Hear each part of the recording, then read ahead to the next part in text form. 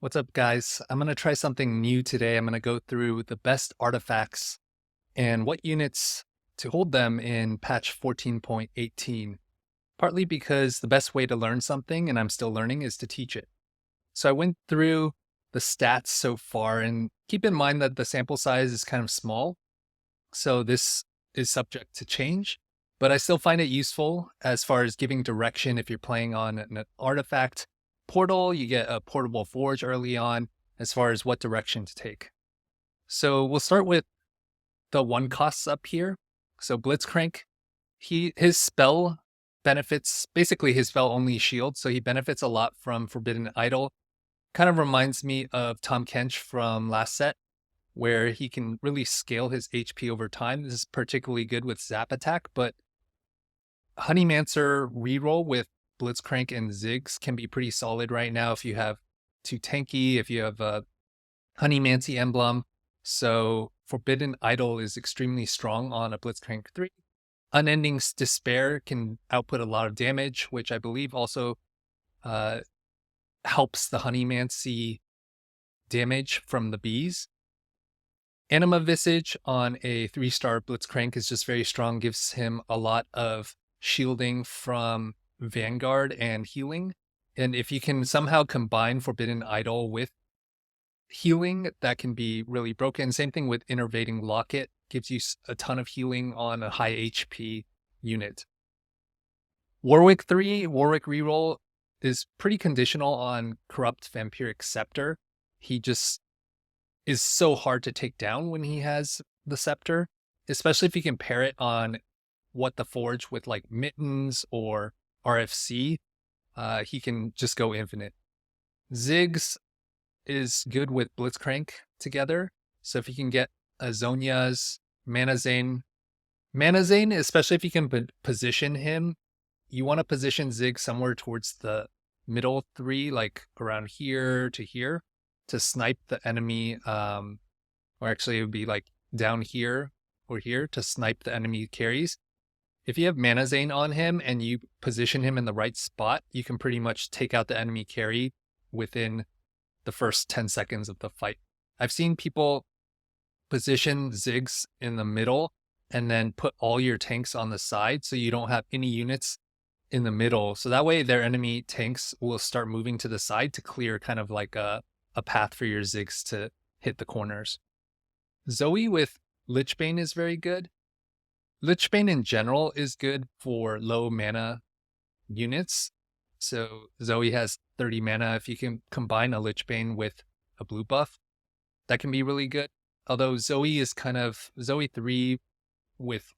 of not really in the meta anymore with the RE build changing. I've still seen it do okay. But if you have like an upgraded adventure or the right spot for Zoe, it can work. Ashe with Gold Collector can be really strong. You get like a Gwynsu Gold Collector, especially since multi-strikers will hit multiple units. And Ashe also throws an additional arrow at a nearby enemy. So that execution ability with Ashe can be really strong and farm you a lot of gold, especially if you can hit ahead of tempo.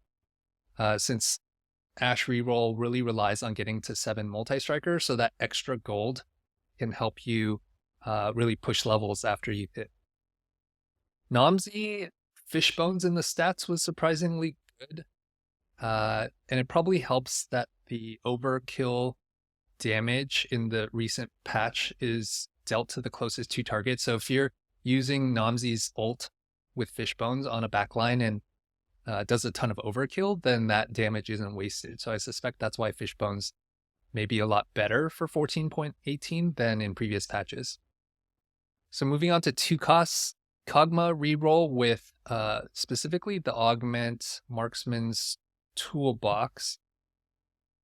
This one, gain a Sniper's Focus in 3 rounds, gain a Fishbones, is really broken on Kog'Maw because his Honey Wad ability goes through all the enemies that are hit. So if he hits, let's say you have your Kog'Maw down here in the corner and his random Fishbone's ability goes all the way across to the opposite corner, he'll hit all the units in between.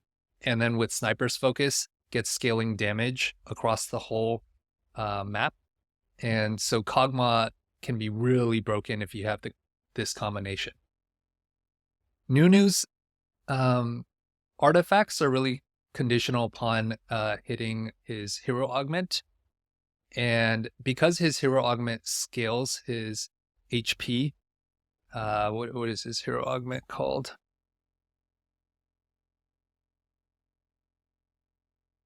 I don't remember off the top of my head, but his hero augment scales with HP over time and gets stronger over time. So Sweet Tooth. So he gains 100 HP, and every time he kills a unit, he gets 35 HP. So his kit is built on scaling his HP. So if you get increased healing, that just continues to boost the strength of Nunu's kind of ability over time. Same thing with Innervating Locket is especially strong because each cast restores 20% of his max health. His max health gets really large as he scales throughout the game. So that can be really strong. And Seeker's Arm Guard, every time he gets a kill, he scales armor, magic resist, ability power. Just makes him super tanky and strong over time. Seeker's Arm Guard in general is good for AP melee carries. So we see that's also on Kassadin here. So next we have Kassadin, which is good with multi-striker reroll. So you might have Ashe and Kassadin together. So one thing to think about with a lot of these is, especially if you get What the Forge, is how you can pair. So like if you got Blitz, Nunu, Ziggs, Kog'Maw, like with Honey, you could, with What the Forge, get all these combinations. With Kassadin, you can pair it with Ashe. So if you happen to get a What the Forge, maybe with a Pandora's items, or you happen to get some combination of these artifacts, then you can think about playing these units this way. Kassadin reroll wants a lot of attack speed and healing. So that's why Wit's End and Mittens are good on him. Seeker's Arm Guard, again, because he's an AP melee carry, is particularly strong. Cassiopeia is kind of like, is now played with Shapeshifters and with Syndra. And you play her kind of like you would Bard from the last patch. So you want attack speed. So Wit's End gives you both attack speed and healing. And Gambler's Blade gives her a lot of attack speed, which gives you more gold, especially if you have Guinsoo's Rage Blade and you have a Gambler's Blade early and you can stack a lot of that gold, that can help you hit all your 3 stars pretty early. Cassiopeia, you actually play with Shyvana now.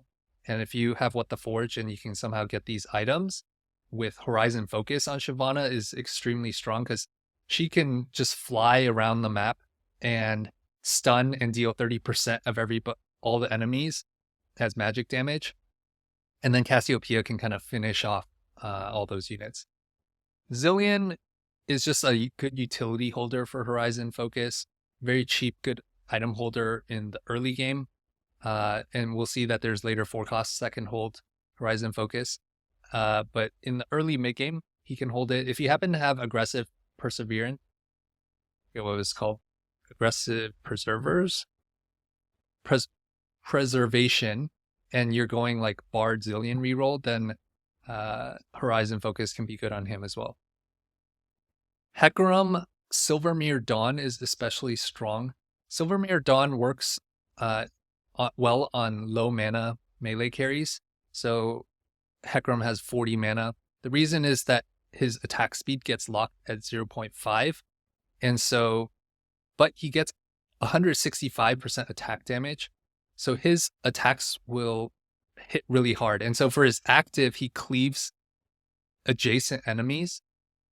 So what happens is with Silvermere Dawn, Hecarim will stun whoever he's hitting and then basically probably do one regular normal auto attack and then a rampage active cleave adjacent enemy attack for a lot of attack damage. And it gives him armor, MR, which increases his survivability.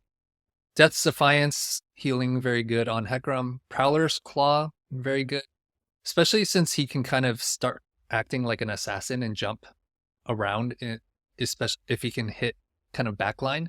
And then with his passive, whenever he takes down a target, he empowers his next attack to deal bonus damage and charges at them. So he doesn't really have much downtime in between hitting or killing a unit and moving on to the next one. And he can kind of, with Prowler's Claw, just like jump around the map a ton. Hecarim with Mittens is also good. Very good with attack speed, movement speed, running around the map again, and immunity to chill. Ezreal reroll with Hui and Mordekaiser. Dish Soap today has mentioned that is like basically the best comp in the game right now. One of the strongest artifacts for Ezreal is Gold Collector, because his ability fires a blast through the current target all the way across the map. So if Ezreal's here, he'll fire a blast all the way to the opposite corner or wherever the most units are. And with Gold Collector, it'll execute. So if you get like a Gold Collector with an IE and maybe like a red buff or Shojin or something, you actually definitely want IE with this so that you don't waste the Gold Collector crit.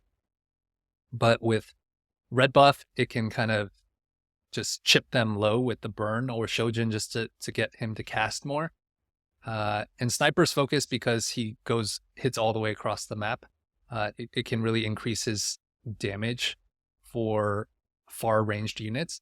But Gold Collector is especially good because with these 3-cost 3-stars, it requires so much gold to hit everything. And not only does this deal a ton of damage, which helps you stabilize in the early mid game, but it gives you a ton of gold, which gives you the econ that you need to be able to hit all of these units and try to hit ahead of tempo. Hui is good with Mana Zane, just deals a lot of damage, and his ability only costs 40 mana, so Mana Zane gives you 120 mana over 5 seconds, which lets him cast 3 times, which gives you a really high damage output. If you compare that with like Rabadons and a JG, like he can take down enemy super tanks really fast.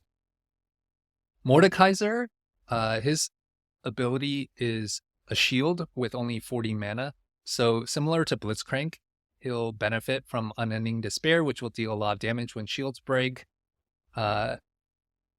Forbidden Idol, which has his shields convert into max health.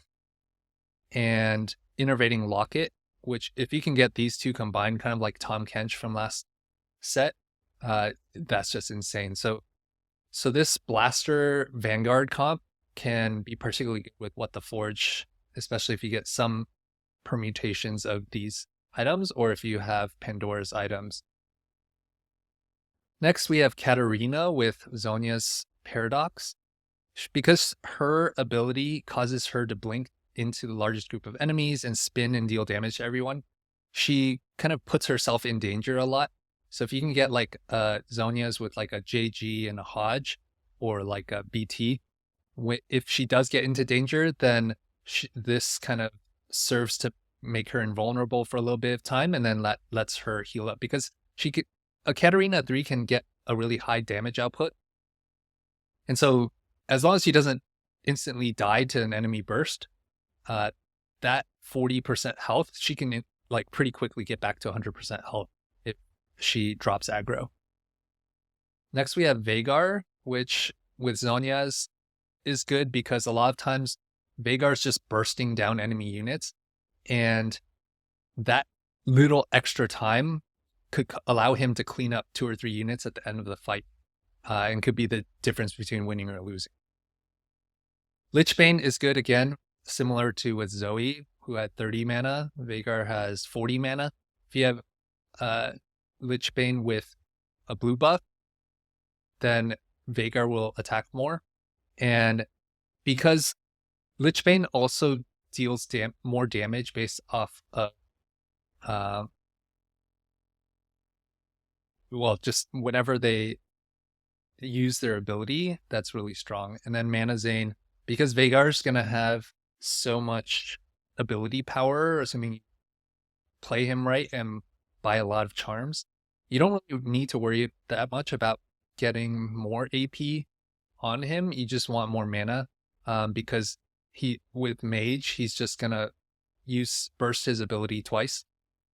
So more mana is always good on Veigar. Nico is really good with Horizon Focus because she stuns the nearest 3 enemies, and that deals 30% of their max health. Horizon Focus also gives you armor, magic resist, HP, which is why it's probably better on someone like Nico, especially in Nico 3, than like Nami, because Nami will waste some of those tank stats. So if you have like a Nico 3, Shyvana 3, and Cassiopeia, like that shapeshifter cast combo can work well. Vex 3 with Innervating Locket, because he'll have a lot of HP, especially if you can get like 2 stone plates on him, or a stone plate and crown guard, because he gets a lot of shielding from his ability with Mage. He can heal up, shield, heal up, shield, which can make him really hard to take down. So again, Vex and Veigar, if you get What the Forge and somehow happen to land some of these items, they can be really strong. Wukong and Jinx kind of fell out of the meta with the recent patch, but if you happen to get a bunch of Wukongs and Jinxes and you happen to have these items, it could work out. Innervating Locket is really Wukong's best artifact by a lot. You get, again, 2 stone plates with Innervating Locket. It could be really hard to take them down. Jinx with Execute can deal a lot of damage. But again, these aren't doing that well right now. So far we've been talking about rerolls, and you can lean in these directions, or you could just use all of these units as item holders and then transition towards late game. For example, if you have like a Silvermere Dawn, you can notice that Silvermere Dawn, Death's Defiance are kind of similar to Fiora's best artifacts. So you can use Hecarim as an item holder and then shift over from like a multi-striker mid-game to a Fiora late game. Silvermere Dawn on Fiora, I believe, is good because Fiora's ability causes her to jump through or leap through units. And so sometimes she can like end up on the back line. And if you are just kind of stunning the back line over and over and also killing them, it can really disable or take out the enemy damage really quickly. Death's Defiance, very good because she, again, jumps into the middle of the fight or the back line and can take a lot of aggro quickly. So that kind of keeps her safe longer. And then Suspicious Trenchcoat, surprisingly, is very strong on Fiora. Again, because she jumps into the backline and takes a lot of aggro. And if you can get her into the backline and she takes damage, it's kind of like an Edge of Night where it keeps her safe, but then it pops and she has 3 copies of Fiora. So like you can imagine, Fiora jumps to the backline and is taken down, but procs the Suspicious Trenchcoat. There's 3 of them that procs here, and then like can kind of take out the Ashe or the Namzi in the backline because there's 3 of them just whipping away. Olaf, if you happen to hit Corrupt Vampiric Scepter and for some reason don't have a lot of Warwicks, you could just carry Warwick 2 with Scepter in the early game, and then it easily transitions into Olaf in the late game. Let's say you're playing Vertical Frost or something like that.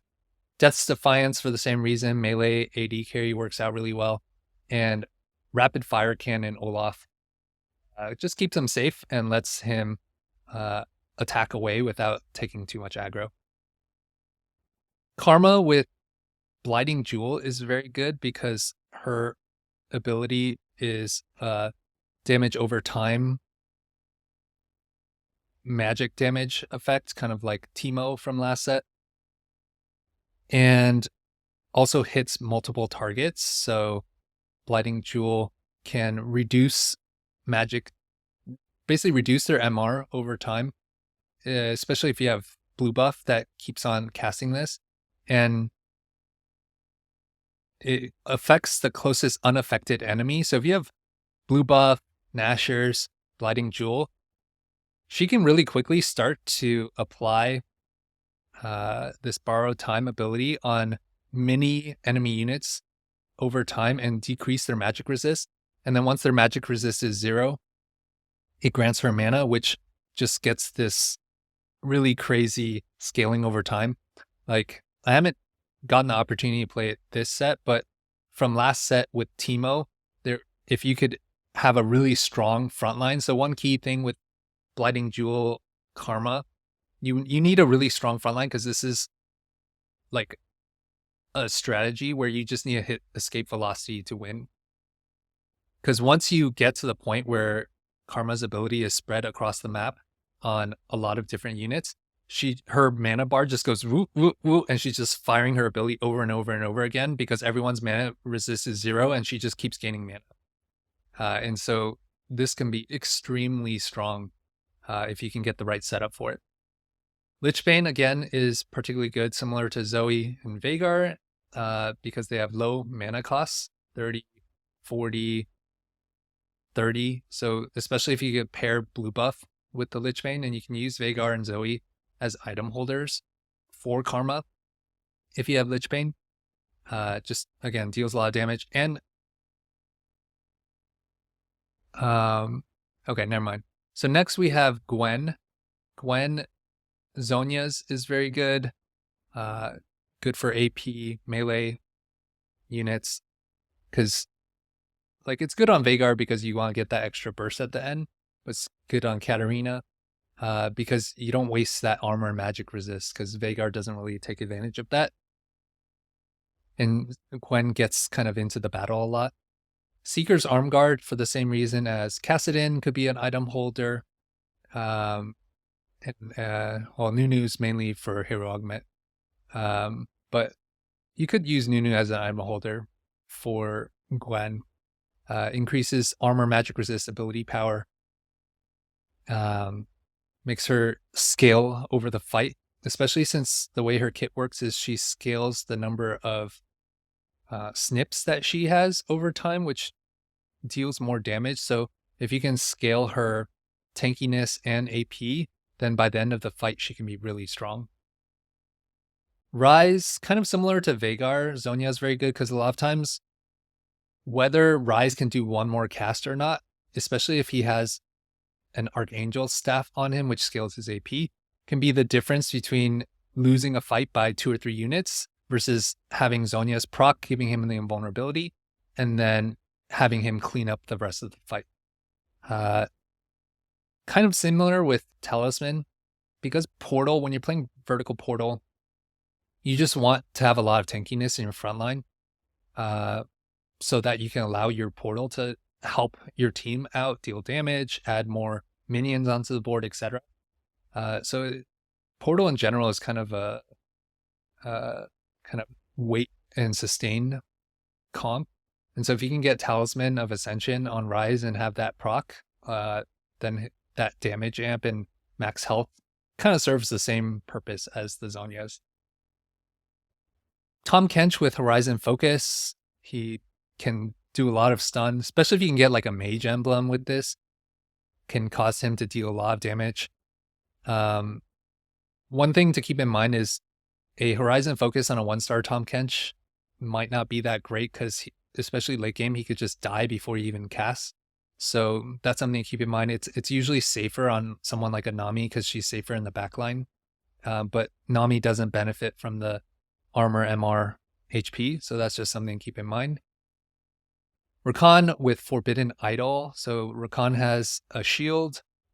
So every time he casts his shield, he gets an increased HP, which actually scales with Preservers. So Preservers heal for a percentage of their max health. So that synergizes really well with Rakan. Again, you can use like Blitzcrank, you can use Mordekaiser as item holders into the late game. And usually lately the way that you can play Rakan in some of these forecasts is Rakan, Karma, Gwen, Fiora, as like kind of a preserver karma warrior build. So there's a lot of artifacts that you can put together for that team. And then Varus with Fish Bones and Sniper Soka is kind of similar to Kog'Maw, where he can fire across the map for his ability and hit the largest cluster without having to worry about what's within range. And because his splash damage hits a lot of units, this Sniper's Focus can get a lot of value. And then this just lets you kind of snipe down the enemy backline. So I hope this was helpful. If you would like to see more videos like this, let me know. I'm kind of just trying to document and share stuff that I'm doing for my own learning process. And again, teaching this stuff helps me learn the material better. So if you like this video, let me know in the comments and let me know what else you'd like to see. Thanks. I'll see you next time.